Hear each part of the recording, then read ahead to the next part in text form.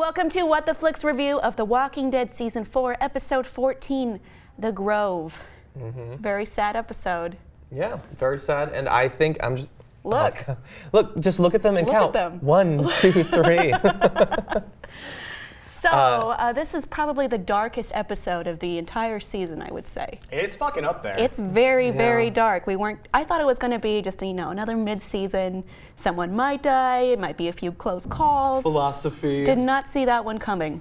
Yeah, no, I was surprised. I have someone who watches it before me because I downloaded after the fact and watched it, and they were like, this is going to be really great, let me know what you think. And I'm like, oh, you keep selling all the episodes, it's so great. But I think this episode, best episode of the season, possibly one of the top 3 of all time, I think. So oh, sorry, I was just going to start describing it. Okay, so we're with Tyrese, Carol, Mika, Lizzie, and Judith. And they come upon a nice... It's a really nice home, which makes later events all the much more sadder. They have the illusion of domesticity back to them and a quiet, nice life. They think they can live there. But then Lizzie's craziness rears its ugly head again. Yeah, the home, I love that they set it up as somewhat defensible with the fences. It has water. It even has, you can use the stove, which I guess makes sense. Propane tank, gas is still on. Yeah, okay. You don't need electricity for propane. Yeah, I've always lived in cities, I suppose, but the fact that they have fruit that grows there, they have nuts that grow there, there's wildlife, they really set it up as the perfect place, and that should have been an indication that clearly this can't work out. I didn't think they'd end up staying there anyway. I thought that they would desire to be with a bigger group of people, because yeah, it's nice to relax on the couch and crack nuts, but for a month, I don't want to do that. Those people are all crazy. I would do that rather than be constantly threatened with death. I guess. I feel like there was always the threat of death there as well. But no, I definitely did not guess. I thought maybe there could be a death or something like that. And obviously from the preview before the episode starts, you get the impression that, okay, she's gonna confess to Tyrese at some point, Carol will, or he'll find out the truth about Lizzie because we still weren't sure who was responsible, but I didn't think it would result in death. Or if it did, it would just be Carol. Yeah, it's a pretty lot. Exciting. There was a lot of speculation about this episode. As in, what was the circumstances of Mika getting caught on the fence? Would Carol have to make a decision? Yeah. Was Lizzie going to threaten little ass kicker, and she'd have to choose which little white girl to save? She did choose which little white girl to save. Sort of, yeah. Although her choices were narrowed down substantially. So we found out that both these little girls, Carol's new daughters, neither of them can survive this new world. Neither of them can change, I guess, or be the right amount of mean and the right amount of nice. One of them can't kill people. One of them can't kill walkers and will kill people. So do I get into the big moment now? Yeah, well, we're really fast. So before that, so some of the stuff that bothered me a little bit about Lizzie is it seems unfair that she gets to survive when so many better prepared people who are actually scared of these walkers die. That she's running around with them and dancing and stuff like that. But I do love that cold open was so good. Yeah, that was very good. With the music, it was very Fallout. Yeah. So I like that. I do think it's funny though that she's feeding rats, but as soon as 5 come around the corner, she's running. Oh, I thought you weren't scared of the walkers. I thought they were all friendly, but she's running for her life. And you thought that she reached a big turning point when she sees Mika almost get bitten. Because it's supposed to and indicate, oh, they're trying to kill someone I love. I understand now that my loved ones are in danger. Well, the mistake there is believing that she has loved ones. The mistake there is not asking for clarification when a crazy person says, I know what I have to do now. That's a good point, yes. Yeah, that's a very good point. What do you have to do? What are you planning on doing, little girl? And threatened to kill Carol, indicating she's willing to use violence against humans.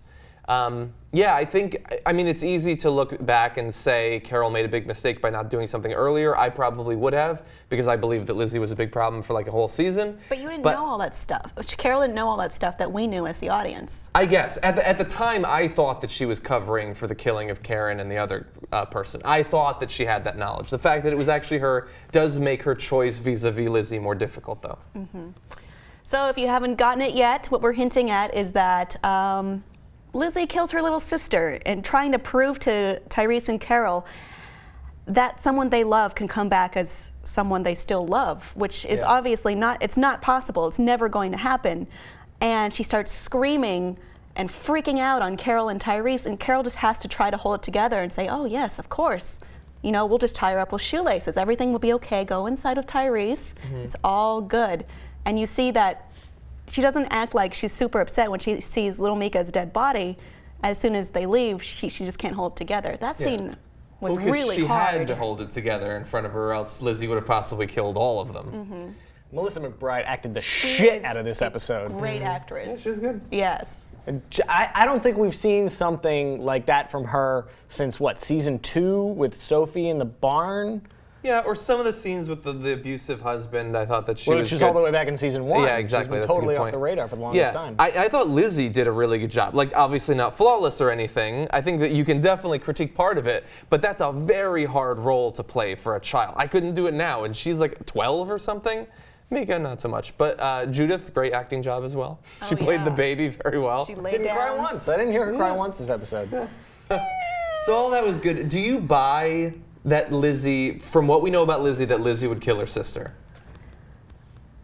That really surprised me because I thought she had at least a bond or a love for her little sister. I'm an older sister, so, I guess I took it as implicit as, she's going to take care of her little sister. She's not going to do anything wrong with her. She's her confidant. Yeah. So that really shocked me. There's no turning back after that point. I mean, the sad thing is you can write Lizzie off as evil, but she's not evil. Yeah, She's a she has a sociopath. psychosis. She has, dissociative disorder. She doesn't understand human bonds and connections and, treats living people the same way that she treats dead people walking around. So, like, in a modern society, she would be treated with medication, but here in the zombie apocalypse, there's no room for that. Or she'd be like a successful Wall Street banker. Yeah. But no, so obviously, as I said, I love this episode. It's one of my favorite episodes in a long time. But I do think while I'm okay with the way they made her go over the edge, I don't think that was the best way she could have gone over the edge. I think that allowing herself to be bitten to prove that they're the same, or even possibly allowing her sister to be bitten, like when she's has her foot hooked, makes a lot more sense than a day later her just killing her with a knife. Well, there's ebb and flow to, I guess, mental disorder. Yeah, that's true. And I'm not saying it was a terrible move to make. I just don't think it was the best move to make for the story in that part. I think it was the most dramatic move to make. Yeah, maybe. When they come back and they see her standing there with the bloody hands and the All knife. over her And the fact hands. that Judith was next. And that makes it an active decision on Lizzie's part and not a passive one, like letting a zombie bite. Because then, like, if Well, no, I mean, holding her hand out, that's an active decision. but like if Tyrese and Carol come back and Mika got bit, they don't know that Lizzie's lost it. I mean, we could have seen it on camera. Like, for instance, when she gets caught on the barbed wire, maybe Lizzie goes and could help her, but hesitates for a little bit, or decides, backs up at the last second. I mean, I think that would have been another route. It would mean different things for the show. I just think that, I think that just murdering in cold blood a human that's not sick, that's not anywhere near zombies, that felt to me a little bit... Forced? Yeah, a little Out bit of forced. character? A little bit, as crazy as her character is. It's still a great episode. I'm just saying I would have preferred another route. And on the whole, obviously they had to do something about Lizzie thing. Do you think that Carol made the right decision? She did. You don't like the Steinbeck ending? Oh, Yep, yeah. that was pretty much of Mice and Men. Yeah. Uh-huh. Think of the rabbits. No one will be mean to you on the farm. It'll be nice. That's a good point. I thought that she would count down, the I 1, 2, know. 3 there. I thought that she was just going to wait for Mika to turn and let Lizzie and Mika have a little playtime.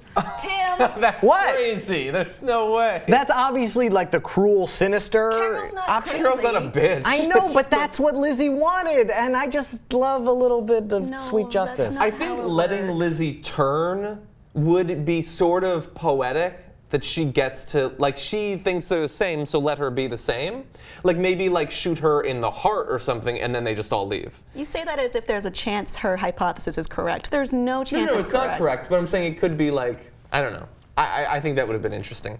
The one change I would have made I like that whole scene. The acting was great. I liked that she was don't be mad at me. That's she what she so was screaming doesn't and crying understand. about. She didn't understand I get that, the yeah. weight of what she did. Exactly, and she doesn't think that she'll suffer any real repercussions other than being mad at her. And so all that was great. They did this great shot where you see both of them far apart, and that's when she's saying, look at the flowers and stuff like that. I would have, to really grasp the entirety of it, I would have done the shooting in that shot. Actually show her pull the gun, show her shot, show the body drop. You that monster. It's too. I don't think it's monstrous. I think that for Carol is absorbing all of that. I think that we should absorb it too by seeing it on screen. That's how I would I have done think it. we see it through Carol because you can see she's just wrecked that she's had to do this. And the next scene, I'm moving on to, she passes the gun over to Tyrese as if to say, kill me, as if she's committing suicide. It's too much for her. She's lost 3 little girls now. She did not enjoy any of this at all. It is weighing on her, as Tyrese said. Yeah. Yeah, and everybody reaches the point where they don't feel like it's worth going on. Carol has resisted that a lot longer than others. She values survival for survival's sake. But at some point, the cumulative toll of losing all these people that you love or at least feel a need to protect, that's difficult. And the guilt of having just had to kill one yourself. Yeah. I want to backtrack 1 second, though, to your not showing. I'm wondering if that's a censorship issue where they can't show a child being shot on television, because we didn't see Mika, we didn't see Lizzie. I mean, that could be true. Yes, there's an understated, it happens off screen and you use your imagination, but I'm wondering if they physically, weren't allowed. That could be possible. Also, related to that, this is something that was in one zombie movie, but I thought that when they went to that house, that we might see our first zombie baby or zombie. We've seen a zombie 10-year-old, but we've never seen a zombie 1-year-old. And I guess that they're just not going to go, unless Judith turns, they're never going to go in that direction, I suppose. Well, I thought it was cool that Carol talked her out of killing Judith right then and there. Because she can't even walk yet. What are you doing? She's not going to be a good walker. That was clever, yeah. The crawler. Yeah, the crawling it works. Dead. It works. But yeah, so the scene with Tyrese, we've been waiting for that for a very long time. You thought he would kill her. Well, I didn't think that it would come immediately after all that stuff. But perhaps if she had confessed in an earlier scene, when it seemed like she was going would to. Have. I think that he would have. But he forgave her almost immediately. He was, maybe he wouldn't have. I think he's a really sensitive person. He's very, he's emotional, and he's a great zombie killer. But I don't think he's dumb enough to let himself go out of control and kill someone he needs very badly. He dreams about her. I know, every night. But that doesn't mean it translates to murderousness. His dreams had such horror associated with them, like burning and torture and whatnot. And then it was painless. She didn't know what was happening. We disposed of the bodies, kind of thing. I think he felt like this scenario, although it was Carol's fault, was better than the alternatives in his head. Yeah, maybe. I do think that if she had confessed in that earlier scene where she starts to, I think there's a much higher chance that he killed her. You mentioned the burning zombies were great. I love the burning zombies. So that good. was amazing. It was the first time where zombies show up and I'm like, oh God, wow, that's gonna be trouble. Even they're intimidating as shit. They're no more deadly. It's they're all but crispy. They're smoking. They felt like Uruk-hai. Yeah, a little bit. A little tougher. A little tougher. Now, really fast, I want to get your guys' opinion because I read in a review they brought up how Carol, throughout this whole episode, had been sort of between Lizzie and Mika's approach to life in some extent and was sort of counseling both of them and hearing out what they thought about the world. And the critique that review had, not really a critique, but it was a way that they could have gone, is when she confessed to Tyrese, she says, okay, I killed these people, I needed to, I didn't want the disease to spread. They thought it would have shown more character development for Carol to be willing to say, I killed these people, but I might have been wrong. They might not have gotten the disease. It might not have spread. Didn't she say that earlier, though, in a different episode? Or at least implied that, It's possible. I don't remember that. I know what I did. It didn't solve anything. I think she said something like that with Rick. Probably with Rick, yeah. Yeah. Okay. I don't remember that. So I think she understands, the futility of what she's done and the weight of what she's done. And I think it hurts her a lot that she did it and that she made a poor call. Okay, that's good. Yeah, I just think that integrating that part of Mika in, we have to be hard when necessary, but we do always have to respect life. You have to and be we can't mean forget sometimes. that. Yeah, but just sometimes. That was ominous. But Something that I really like about this latter half of this season is even though we've got all our little factions, there's little hints as to how close they are to each other. So Daryl meets the same group of mercenaries that Rick was in the same house with, and now Carol and Tyrese smell and see the fire that assumedly Daryl and Beth set. I did not put that together. I mean, that's what I figured, is that a giant unexplained blaze off in the horizon was probably that burning hut, and any walkers that were attracted to it got a little because they don't know to avoid it. Okay, I did not put 2 and 2 together on that. But yeah, that's a good point. Yeah, so we don't know exactly how close they are, but the implication is that apparently they're not that far. They're all going in the same direction, and we do see in the preview for the next episode, I think some crossover between Daryl's new group. It's not clear to me. I thought that was No? just clever editing. Okay, I guess I'm just hopeful. I it's hope so too. Yeah. It's certainly Glenn's group, at the very least, right?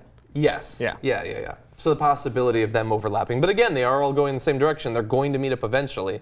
And we are wondering how all of these disparate groups are going to integrate into Terminus, but we know Daryl's group is not going to.